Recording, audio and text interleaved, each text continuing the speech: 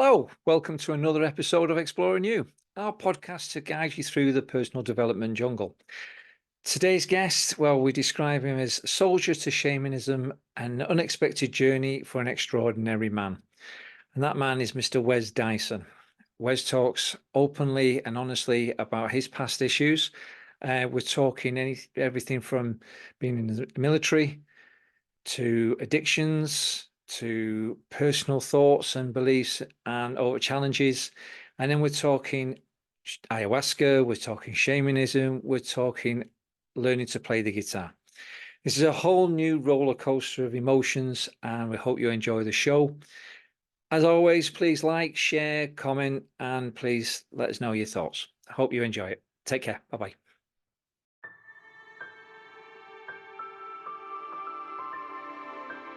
Okay, hello and welcome to another podcast of Exploring You, guiding you through the personal development channel. And I hope I got that right this time, Alexandra. My name's Dan Siegenberg. I'm with the Mind Core CIC and Elysium NLP. And I'm Alexandra Katzer, nature coach and forest bathing guide.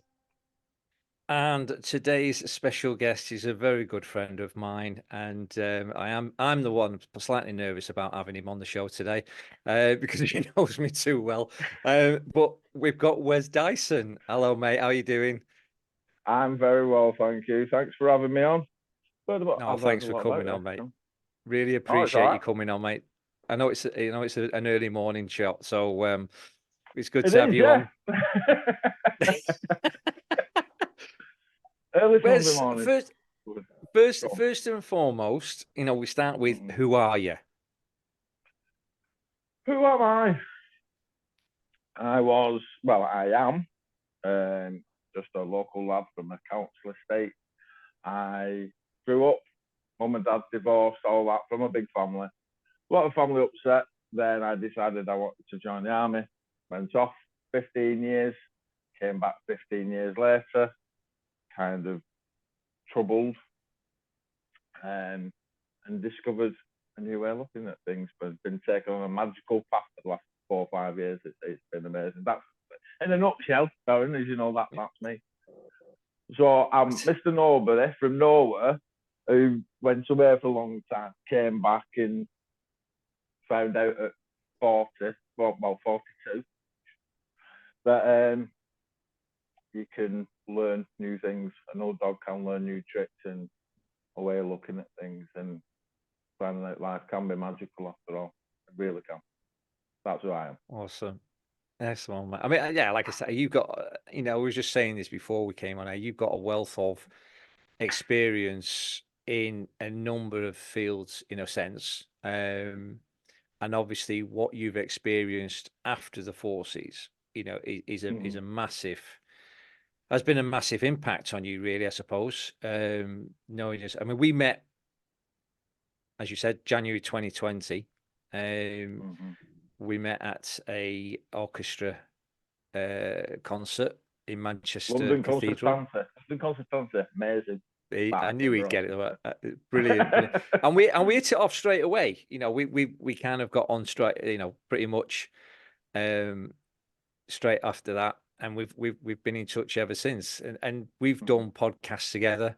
We've done our other interviews with other people. Yeah. What I'd like, if you don't mind, mate, it's touching on first and foremost, your time in the forces. Obviously, confidentiality comes into this, so there's stuff that you can't talk about. You have to have permission now. I have to have an EPOT. It's called an express permission, advanced in writing. I've got to notify the MOD. I can't talk about certain things. I served for a long time. I served in different operations around the world. I've done Kosovo, Bosnia, Northern Ireland, Sierra Leone, Iraq, Afghan. So most trouble spots over the last 15 to 20 years I've been to. Yeah. And obviously with those kind of areas, it's key high risk areas. It's obviously impacted, and you've seen a few sites over the years. Yeah. How did that impact you when you came out of the army? The thing is, what I've always what I say on the talks is, in the army, you are close knit. When you're out there with your mates and stuff, you have this surrounding. And I was lucky enough to come home for some places, and some of my mates didn't. And that's always a hard one. I always remember the first time I was in Kosovo, lost somebody. And when you leave the armed forces, that camaraderie, them brothers that you've grown to like serve with, love with, go out with, have a laugh with, and you haven't got that anymore. You are very, very, very much alone. It's like, right, I'm out now. What am I going to do? And it's like civic social and army social is completely different. I had no civic social skills. I couldn't walk into a pub where I didn't know anyone and, you know, strike up a conversation, because that banter is not the same. Unless you've had a similar background like we've had. That's with me and you just click straight away, because you've done the doors, I've done the doors. We clicked. I couldn't do that when I first come out. I didn't know anyone. It's like I was very knowledgeable in army stuff. I didn't want to like work in a warehouse or thingy. I became a class 1 truck driver, a very alone, on your own job. So yeah, I found it really difficult. But I was alone. Is that the biggest impact for you when you left the forces? Just being on your own, or what was the biggest thing for you? The biggest thing for me was obviously I'd seen a lot of things as well. I very rarely slept. So my dreams, for example, they weren't dreams as such. They were memories. And I'd always wake up, my heart would be beating, I'd be sweating.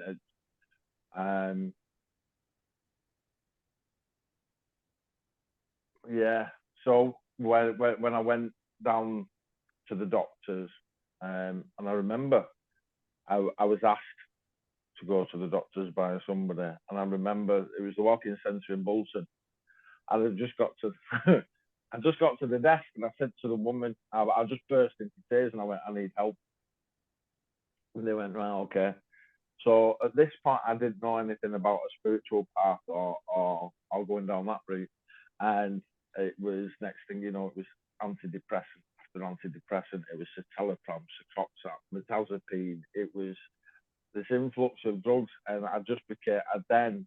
The light went out. It was going through day to day, going to work, working on the doors, being surrounded by. I was in a hole that I just couldn't get out of. It was like I was being fed these prescription drugs, and now I'm in this hole, and there was no way out. That leads. I mean, obviously we've talked, and I know your background, mate. You were massively into drugs at that time, weren't you? It was drugs taking over your life. It wasn't just the prescription drugs, though, was it? No, because like I said, growing up, I can't, like cannabis, for example. Stand there. I'm the only guy to walk into Amsterdam and ask a guy to take a joint outside while I was having a coffee. I was like, go on, pal, do you mind smoking that outside? I couldn't stand drugs. Then I hated drugs. And when I came out of the army, I didn't want to sleep. And we've been in these environments where you've got guys taking drugs in clubs, there's fights every weekend, there's drinking, it's that lifestyle. And yeah, I took cocaine and I didn't sleep. Jackpot. I didn't sleep. So in my head, it was like I'd found this drug that kept me awake, and yet give me this false confidence as well. And I'd fallen into this social circle as well. So what I was lacking was friends and stuff. And I had these, what I call now, false friends. I was in this circle where I'm not sleeping, I'm on a destructive path, not knowing I was on a destructive path. And yeah, so then when you start taking cocaine, for example, and you're drinking on top of that, cocaine is an association drug. So you're taking cocaine, you're drinking, you're in that group of friends. And then I was working for somebody who was a multi-millionaire. So it was like, I wasn't paying, it was free. So it was more and more and more. And then for like 5-6 years, it was a very destructive path. I've made mistakes. I've, hurt people. I remember that Christmas, you'll get me all emotional now. I'll see you. That Christmas, I looked in the mirror and I was looking back at someone that I hated. And when I say hate, for a soldier, I hated. And I wasn't, to me in my head, I wasn't worth anything. Nah, I said, I'm done. And I saw my son, because I've gone through divorce as well. And my ex-wife had brought my son that day. I spent an hour with him on Christmas Day. And that was 29. Told you can set me off. 2019. So when he came, and then his mum took him, something broke inside me. When I saw my son go on that Christmas Day, it's like collapse. That was my end of my world. That's the night that I took cocaine, I took vodka, I took pills, I took by right. I shouldn't be here. And then, like magic, and I talk about magic a lot now. I had that person. It was a moment where life just like give me a whack and like said, "I shape up," and that was the changing point. Because a week later, and it was only a week later, they phoned me up and he said, "You're coming to a concert." He said, "You're coming to an orchestra." Now, orchestras are not my cup of tea, and I was like, I went, "Forget it." He went, "You coming?" He went, "You coming?" And I was like, "Right, okay." And that night we met. And we met other people that night as well. And to be fair, we were in Manchester Cathedral. It was all candlelit. And it was amazing. It was absolutely epic. And in that little guilty pleasure, that little voice in me said, "Yeah, I really like this." I'm like, "Yeah." And then it kind of went from there. So I did Manchester Cathedral, talking to you. You were talking about Mind Core CIC, and people were talking about different things. I met Janet. She does all the like nature bathing and going out into nature. And then so do that, and then I met other people and met other people. But at the same time, I was telling them my story of like being in the army, working with special forces, doing operations around the world, and then kind of falling into a spiritual path and moving forward. They were like, "You need to talk to other people to help people, like similar to you, because there isn't." It was Lisa turned on to me and she went, "We don't get many 6'3" ex-army guys talking about spiritual path when it's really good." So that's how the talks kind of took off. And now sometimes I feel like a bit an imposter syndrome, where I'm not a doctor, I'm not a nurse, I'm not a psychiatrist, I'm not none of these things. But after an ayahuasca ceremony, I was given the gift, if you will, and Alexander will know more about this.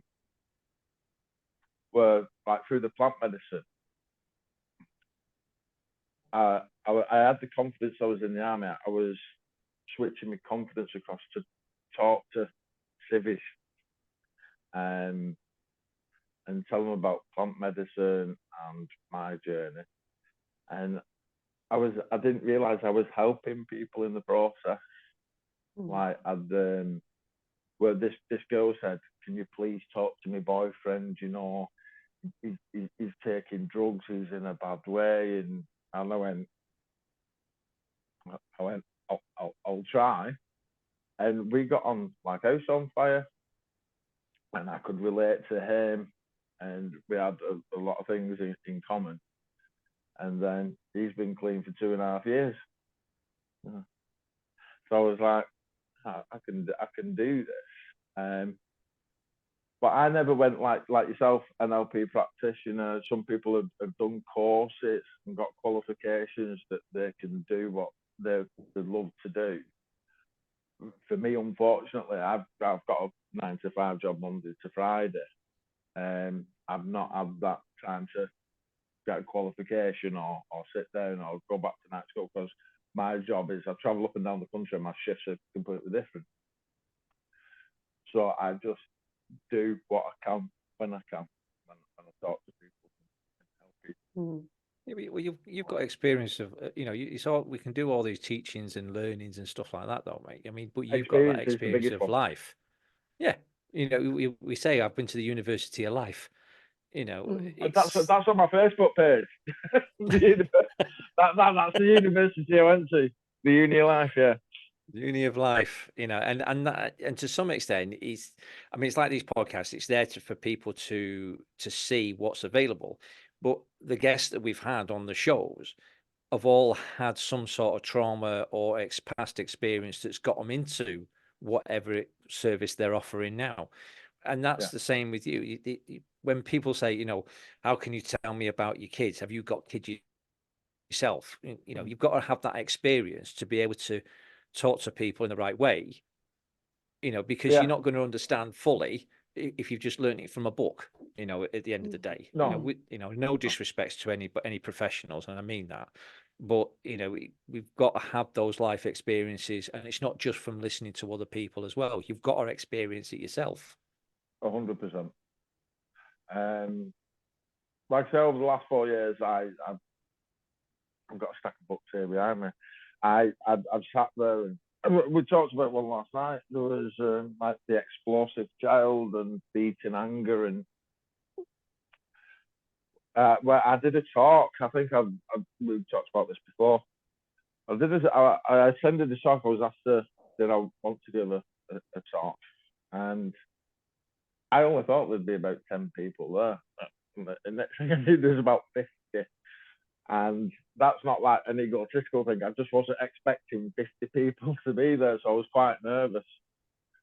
And at the end of the talk, a guy stood up, and he's very smartly dressed with a glass of red wine.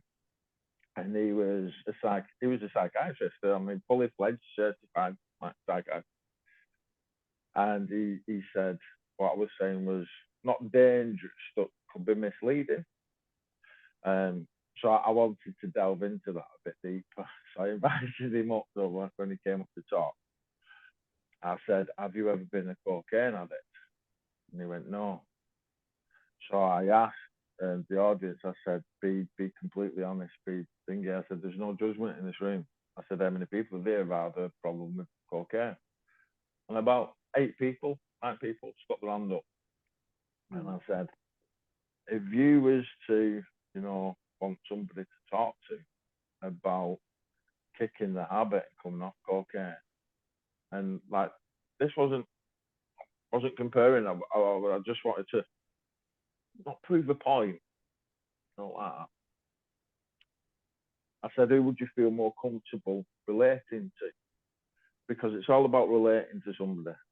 I said, would you feel more comfortable with, the fully certified doctor? He's been through college, university, he's got the doctorate of it.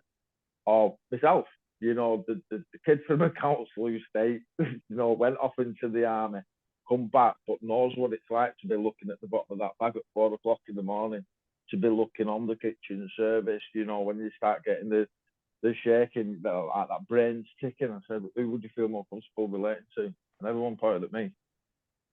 And it's the same with alcohol.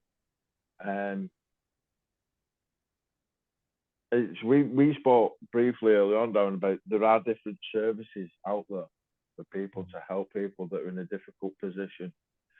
And people are going, oh, have you tried Reiki? Have you tried, ayahuasca? Have you tried this? Have you tried that? Have you tried the other? Have you tried this? Have you tried that? Have you tried that? It's a lot. If you can relate to a person and be a friend first and foremost, you would be the best therapist that's ever walked the planet. It's I've been there at 2, 3 o'clock in the morning, knowing that I needed help, but I can't ring anyone. I'll go ring Samaritans or ring this, that, and the other. But I know for a fact, and it's vice versa. If you were stuck, like one time we've both been in similar instances, but like when you done, like in between, like moving houses. One time when you was living away, you went, right, I'm it's like, there's my house key. Till we get keys to the new place, here's my house key. It's like we've done that for each other. I phoned you up in the middle of nowhere, going, don't give just for this, Our friendship is, I've always turned to you for advice. You are my friend. You are my therapist. You are, you're one of my best buddies. When you've got people like that in your life, it's all good. But there's, like I said, there's services out there, and there's people out there that genuinely do want to help people and give them that pull up, like Patrick says. Once you're up there and you've got that amazing view, pull somebody else up and go, have a check that out. Do you know what I mean? It is. It's amazing. It's beautiful. But I mean, Patrick's gone through all that as well, and so he was lucky to have him there to pull you up, wasn't it? He's gone through all that kind of stuff as well. Yeah. Do you know, as long as I've known Patrick, that's 15, 16 years. I knew the old Patrick, and then kind of disappeared, fell off the scene. I knew Darren. I knew Patrick through, he talks about in his book, the drug use, the fighting, the martial arts, and all the destructive path. And then when I looked at him, he is a role model. I mean, because I knew him as the old Patrick. And then when I seen him new, I was like, this works. Well, it's worked for him. See, when it comes to ending it, like I did that Christmas, I felt like I had nowhere else to go. No other avenue. And then when Patrick came in and saw what it done for him, it was like, maybe there is something in it. Humming and breath work and healing and meditation and sound healing and gong ceremonies and cacao and at that time I'd never heard of it, but yet people were doing it all over the world. And yeah, there you go. Can you maybe just, because I don't know this Patrick guy, and probably some of the viewers won't know as well, do you maybe want to give a bit of background on him? Or was he the person who brought you into the spiritual side? Yeah, 100%. From pills to peace. Oh, okay. From pills to peace, my journey into meditation by Midnight McBride. So if anybody's interested in that, I'm not getting commission for his sales, but there you go. Well, why not? Every podcast we did, he probably had a copy. He probably had about 10 copies of his book on the desk. I've known Patrick, like I said, when I was working the doors in Bolton, and it's not the nicest of places, but yeah, me and Patrick have locked arms a few times, and then we kind of grew to like know each other, and then we were partying together, we took drugs together, drank together, and then he kind of fell off the scene. Where I like carried on, and I got more down into that hole, if you will. he kind of went off, and he he kind of did it himself. I know that he went off, and he he became a Buddhist. And then when he came back, like also my talks, he is one of the key influential people in my life. He did save me. If it wasn't for Patrick around that time, would I be here? No. And I do talk about that. No, I wouldn't. That Christmas for me was breaking point. I felt like I didn't have anywhere else to go. That was it. And then 4 years later, I'm talking to people. I'm writing, studying, learning, going to places, and it has been. I know that I had an addictive personality, and the spiritual path kind of like my new addiction. So once I was on it, I was on that path. I wasn't just like walking down that journey, walking that path. I was running down it. I was like, I was all skipping and jumping down it. It was like, do you want to come swimming in the lakes this weekend? They were like, hell yeah. And so it was like swimming in all the lakes up in the Lake District and doing grounding work, and primal screaming in the lakes as well. And we went up, we did a cold water swim on Christmas as well. So the year later was in the Lake District, and it was like ice water. So and then some of my friends were setting up their own things, doing sound healing. But ayahuasca for me was the massive shift. It was on my if you don't mind me talking about this one, on my 4th ayahuasca ceremony, I thought I took too much. I went into that ceremony full of trepidation. I was still unsure what the plant medicine was going to show me, and I thought I drank too much. I became really scared. I found myself in the. Oh, for those that don't know, ayahuasca is a psychedelic experience. I found myself in this black box that I couldn't get out of, and I started to panic. I went with all the intentions of being more loving, being more open, being, wanting to trust people more. And I found myself in this black box. And then I started to get scared. And then my first thought was, I'm not going to see my son again. My son appeared in the box. And then I thought, it's really dark in this box. So I pictured the sunrise. And the sun came up in the box. And then I pictured a flower, and the daisy grew from the palm of my hand. And I picked the daisy and I put it on the floor of the box. I was creating my own scene. And it was an amazing picture. And I invited all the people that I wanted into this box. And on the closing ceremony the next day, I said to the shaman, I went,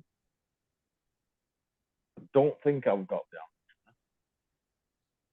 answer. I said, however, can I run this past you? He went, sure. So I told him what had happened the previous night. And he went, this is your world. And this is your universe. You can invite those that you want in. That doesn't serve you anymore. The drugs, the drinking, people saying that you're mental, that you need help, and this, that, and other, had gone. So it was, I started looking at things the way I wanted to look at things. And in Patrick's book again, sorry, Patrick, I'll quote you, is I try to make a good decision and follow it with another good decision, and try and follow it with another good decision. And it's working. It's working. I won't say I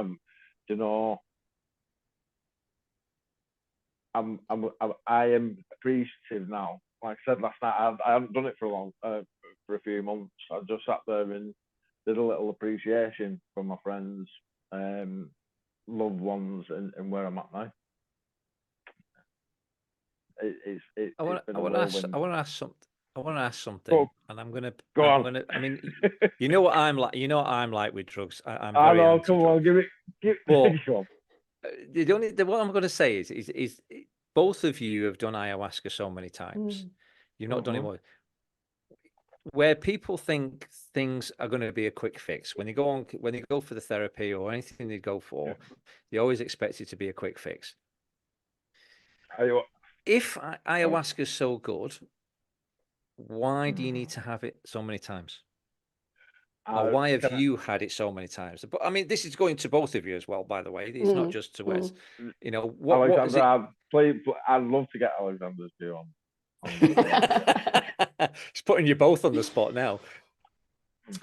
For me, it was the first calling was I heard about ayahuasca several years ago, but I never really looked into it. And then for like February to October this year, I traveled around Central America. And while I was in Costa Rica, I met some people and they did a ceremony, organized a ceremony with this Peruvian shaman. And I just thought, wow, I want to learn more about it. I want to know what it can do for me, because I also read from my trauma therapist that when she did it, she really got connected with her childhood and with herself as the inner child. And so that was for me the reason why I did it. And during the ceremony, I really had this connection with my childhood. I literally saw a girl sitting on the floor. There were toys swirling around in the air. There was kids' music playing, but very slurred, very painful, very dull, very sad. And that's what my first 4 years were in my childhood. I was born with a hip dislocation. So constantly my hips were either I had an operation or my hips were in plaster or my movement was restricted. And also constantly being separated from my parents, because back in the days, parents were allowed to come to hospital once a week for 10 minutes. So huge impacts on a young baby. Like the first time I went to hospital was 6 months. And the last time I went in there was when I was 4 years old. So, and because when something happens in that early years, you don't have memories on a cognitive level. It's all memories. I know that I was in hospital, but I don't have any memories that I can tell. But I had a lot of body memories. And I remember nightmares that I had till I was still 12 years old, with men in their doctor suit with super oversized needles and really eerily calling my name, like, Alexandra, come here, like really creepy, you know. And that are memories that you can't solve on a cognitive level. And so that for me was the first step why I wanted to do it. To get more in touch with myself. And really it opened a lot of love for that little girl that had suffered so much. And I felt a lot of compassion for myself, that all this experience that I had in my childhood, how it impacted my adult life on so many levels that I wasn't even aware of, you know, like from relationships, from jobs, from financial things. So really on like trauma is impacting all the areas of your life. So that was number one. I did it to really have this connection to myself and connection, to nature. You feel it, you can't really explain it, but you feel a deep connection to your environment as well. And then I did a 5-day retreat where we had 2 ceremonies.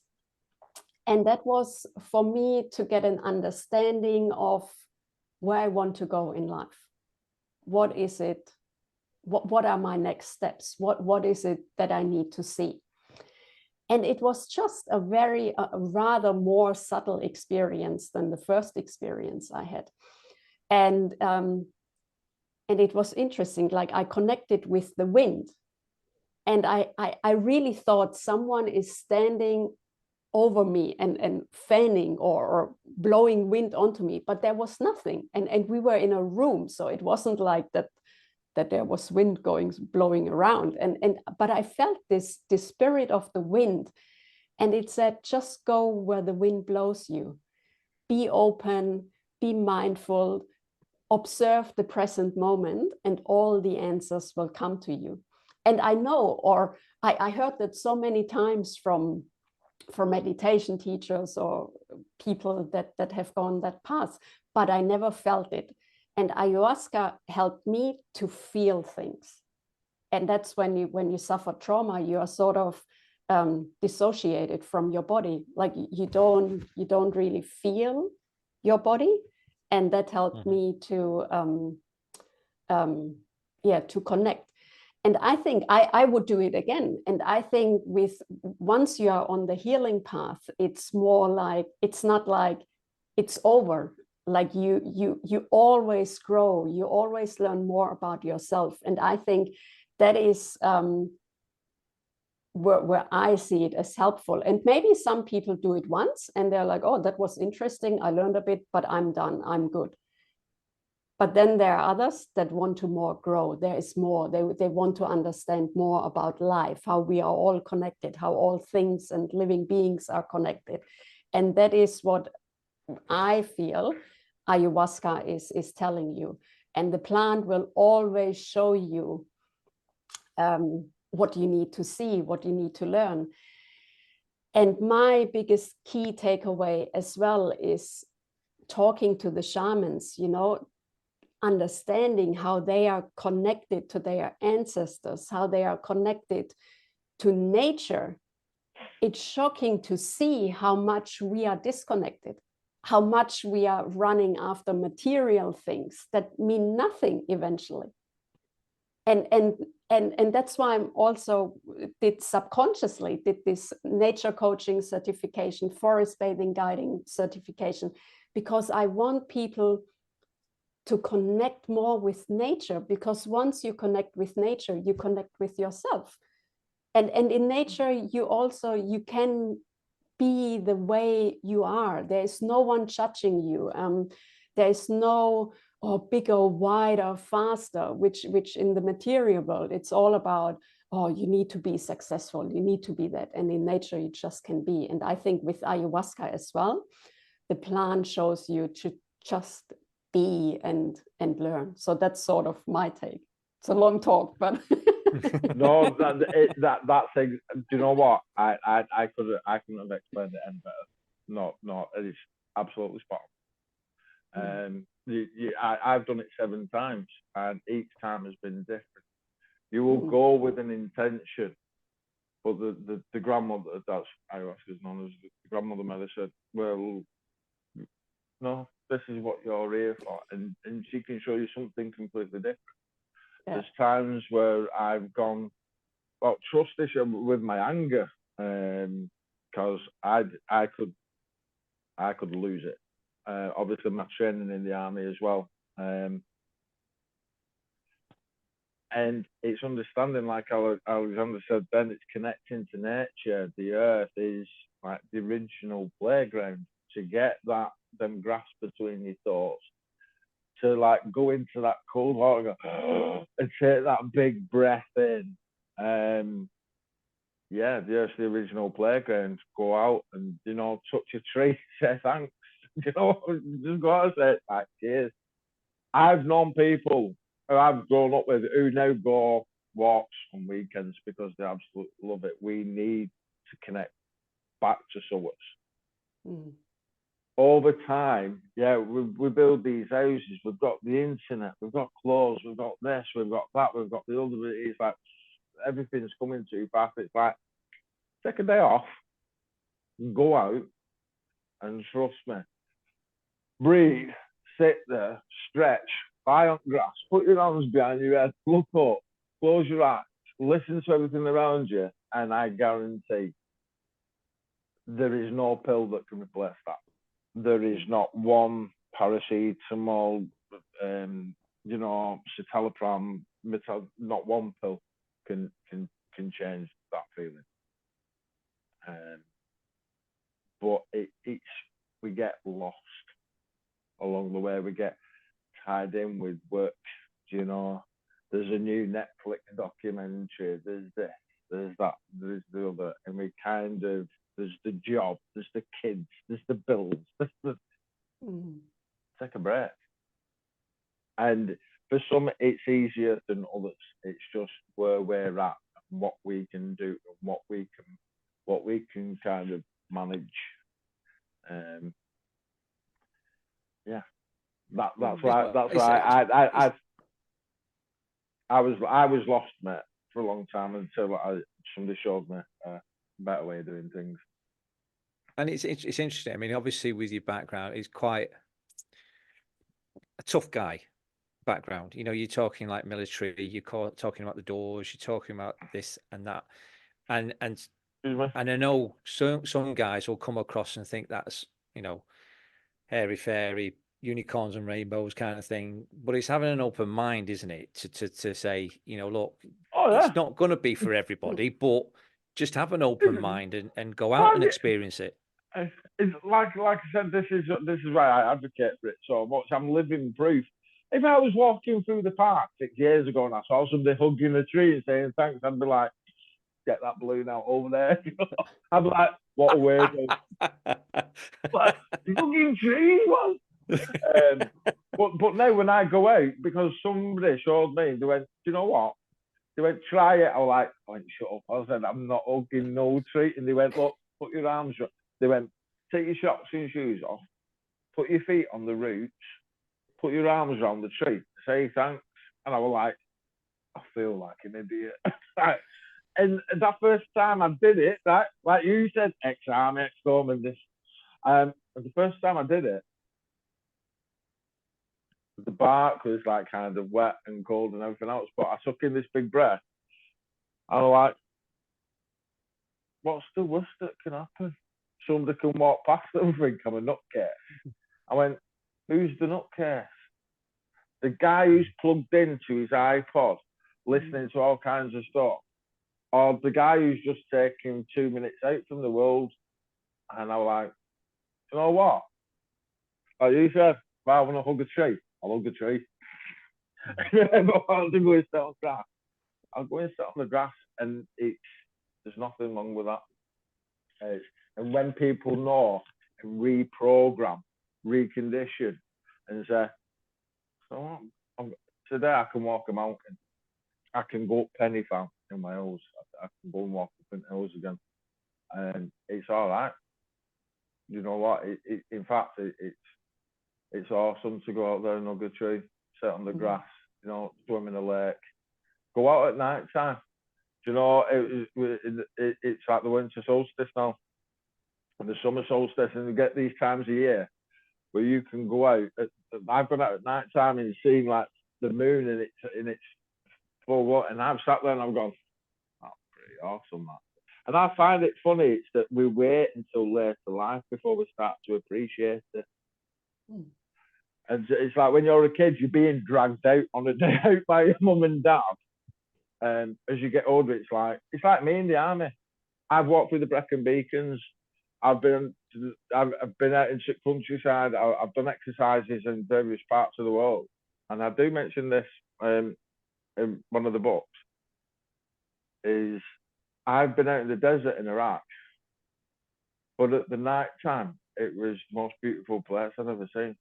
I've never seen so many stars in the sky. It's only now later I've thought about it and gone, I remember that night, a war-torn country. But I look up and there's so many beautiful things that you miss the magic. We're so busy and we're so like wrapped up. We missed little bits of magic around us and just how awesome it is. We mentioned on the podcast like the tipping point. So again, as I always say, based on the book by Malcolm Gladwell, Tipping Point.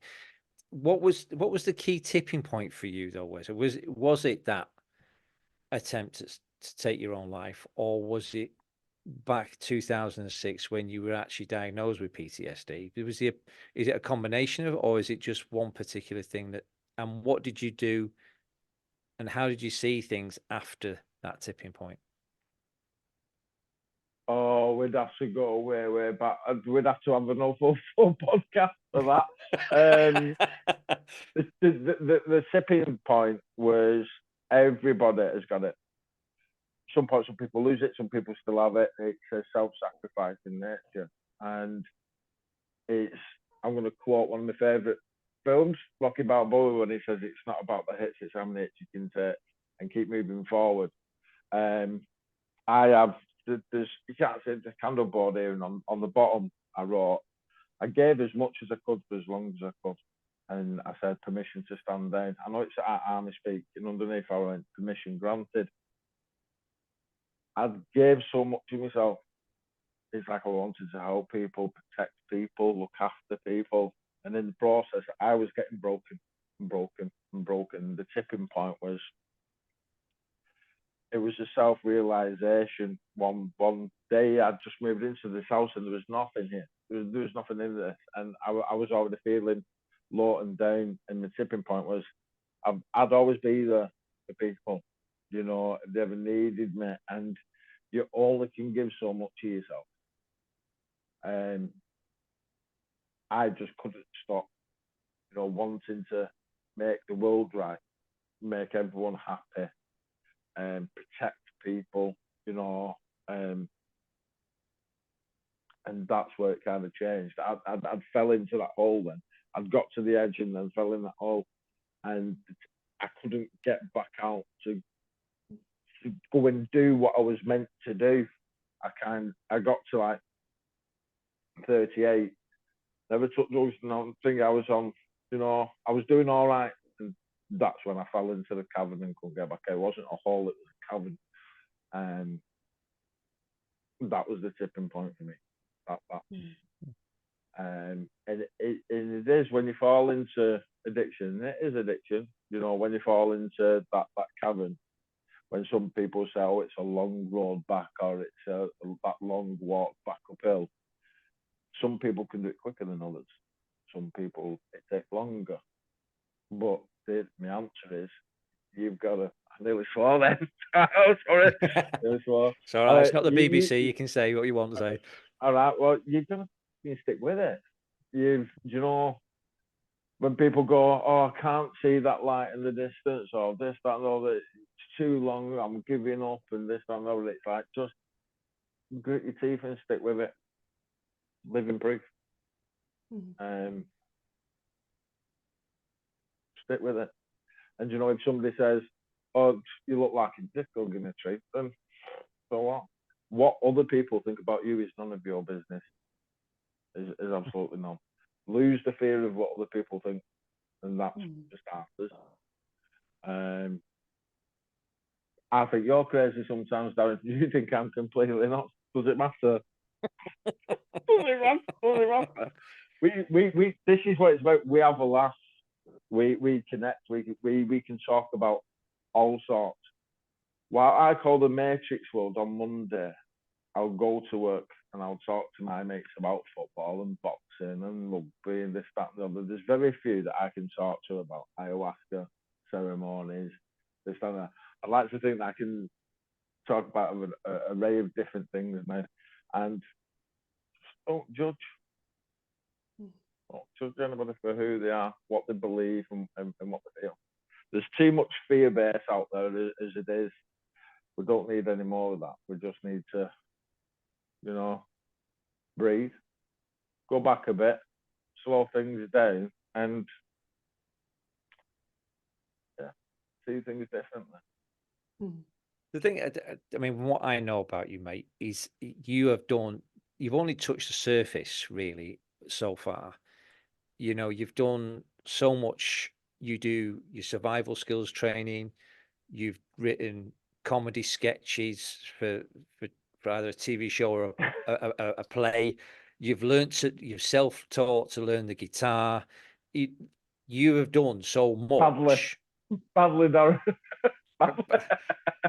You're not that bad. You're not that bad. You know Eric Clapton, but you know it's but you've gone out there and tried it. That's the thing. You've gone out and give it a go. But you've done it in a sense to try and better yourself and get away from that past life that you had before. Don't fear looking a fool. Don't fear looking like a fool. I picked up a guitar. I never played an instrument. I thought, well, I'm 44. Whatever, know what it's like to play guitar. And I picked it up, watched a couple of YouTube videos, booked a few strings, like I said, know Eric Clapton, but I give it a go. Plant medicine at one time, it wasn't an option for me. I give it a go, and so many things, amazing things can happen. Like I said, I could sit and talk all day, and I know podcasts are very short. And don't fear looking like a fool. Do you know what? And if there's people out there that want to judge, then let them judge you. We're only here for a very, very, very, in the grand scheme of things, we're only here for a very, very short time. And I'd like to think, see, that's another story, but it'll take too long.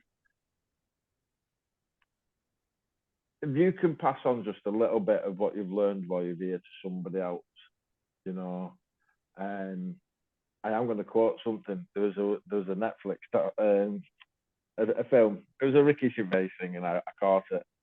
And there was a woman, and she was on a park bench, and she went, "Good people do good things for other people." That's it. And we're all fearful. It's that conditioning. Will people like me? Am I wearing the right things? Am I of the right class? And there's all this fear stigma of being judged and thinking, are people more clever than me? Are people better liked than me? And this, that, and the other. You be you. Like, there is no one more important than you. There is no one more clever than you. You are you, and you're here for a reason. Whether that's like just to connect to somebody else, or to connect to a few people, or or just be there for somebody. When you get that, and that penny drops, and that download comes, or whatever you want to call it, that's the magic. That's the answer to everything. The ultimate question at one time was, what's the answers to the universe? And that thing on whatever it's called, space, I'd say, where like give it a number. It was that download. When it comes, you get it. It just clicks. Things click into place. It's like me. I'll be honest. Can I still have a bad day? Can I still hurt? Can I still ache? And this, that, and yeah, of course. We all can. We are not perfect. Let's get that in there. No, we're not. Do I still get thoughts of like my old days? It's like, would I be able to cope now? Like, could I do cocaine again? Or this, that, and those? Because we're human. We're having this an incredible journey. We're we're riding along in this human suit, and we all make mistakes. We all, but it's not to beat ourselves up about it either. I feel like I'm waffling now, Darren. Alexander, sorry, but go on, be honest. I know no, you've go on, carry on, carry on. Once he's on a roll, you can't stop him. Carry on. I know this is. I pre-warned you. This don't do it. I pre-warned you. No, when that download comes, and it can come in different ways. People do plant medicine. People like that. They have these enlightenment moments. Just stick with where you're comfortable at, with where you're at, and if you're not hurting people, you're not thinking. Just be content with who you are. That's it. That's Well, I was going to say that our 5 minutes of fame at the end is more. We've had 5 minutes of fame for people who offer services so they can sell themselves, sell what they want to, what they promote. For someone like people who've had help, like yourself, or done things, your 5 minutes of fame would be to say to people what, how would you go about doing things? What's worked for you? What, how to go about and encourage people. But you've kind of done that anyway. That's what I was going to say. You've done it already, But I mean, I'll give you your 5 minutes of fame, mate. It's what would you say? Sometimes it's like I said, when I started doing the talks, it's like I could, a bit like Billy Connolly syndrome, I call it. I can go way around the houses and come back to the point where I originally started. I can, but you set me off, you wound me up like an old evil Knievel and set me off.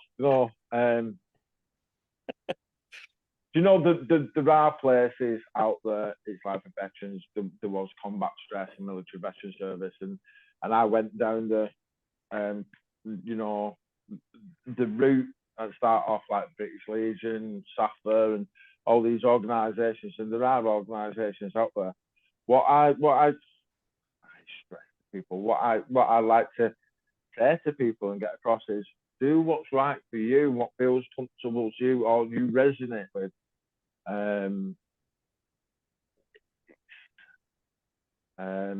There are so many charities and organisations out there, and like I mentioned, Carl, who's started Candu, and like with mine course, the IC, and there are different places out there.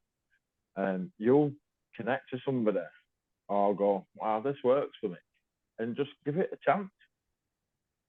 Give it a chance. Don't be afraid of going. There's so many now. We've talked about this on this mental health campaign. It's nationwide now, and sometimes I say, is it a good thing or a bad thing?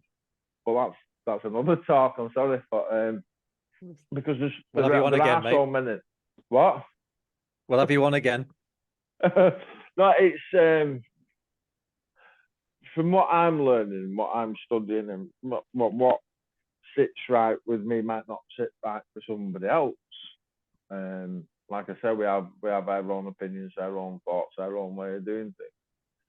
So it's not like I could advertise somebody or mention a charity, because it might work for some people, it might not work for others. So that's what, when I do the talks, I just don't normally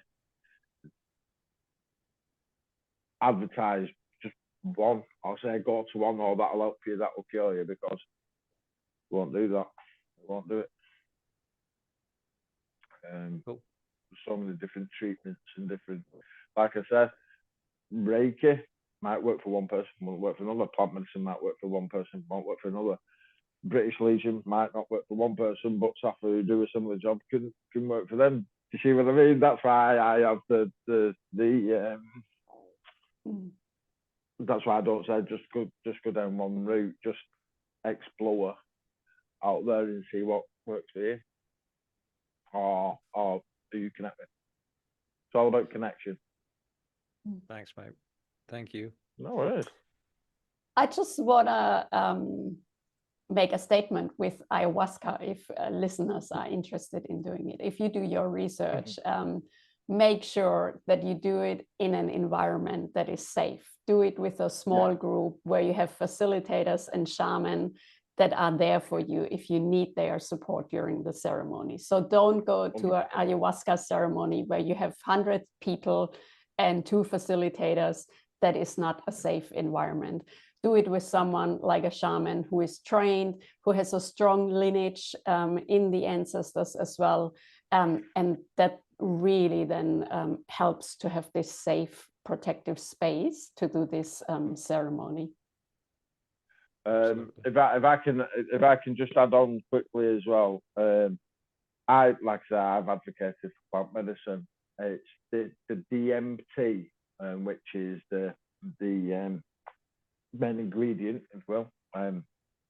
Forget my scientific pronunciation of DMT. That's the psychedelic hallucinogenic part of the ayahuasca. I feel like it's being used widely now in vape pens and crystal pens. It's becoming readily available. I always stress, if you're going to do ayahuasca, like Alexander's just said then, was to go to a ceremony, to, you know, the shamans, because they have that experience, they have that knowledge, they have your well-being and safety first and foremost. If you're just going smoking a DMT pen or a vape pen, it is not the ceremony.